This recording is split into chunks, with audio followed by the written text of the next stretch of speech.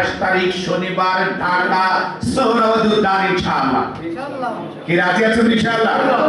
পীর সাহেব চরমরা ঘোষণা করেছে যেখানে ওই যে আপনাদের ওয়ার্ড কমিটি নিয়ে যাওয়া হলো, যেখানে ওয়ার্ড কমিটি আছে সেই ওয়ার্ড কমিটি থেকে পর্যন্ত হলো একটা করে গাড়ি যাবে, ওয়ার্ড কমিটি থেকে একটা করে গাড়ি যাবে, ওয়ার্ড কমিটি নির্দেশনা অনুযায়ী একটা করে গাড়ি যাবে।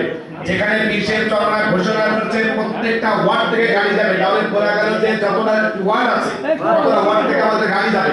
সেই হিসাবে এখন আপনাদের কাজটা কি আর আমাদের কাজটা কি এটা বুঝতে হবে। এই জন্য 100% কোন রকম কোন 19 থেকে 20 হবে না। কোন মুজাহিদ 28 তারিখে ঢাকায় যাবে না, এমন কোন শব্দ আওয়াজ প্রকাশ হবে না। বরঞ্চ একজন মুজাহিদ সর্বনিম্ন দাওয়াতের মাধ্যমে অর্থের মাধ্যমে 5 জন করে সাধারণ লোককে নিয়ে যাওয়ার জন্য চেষ্টা করবেন ইনশাআল্লাহ। ইনশাআল্লাহ।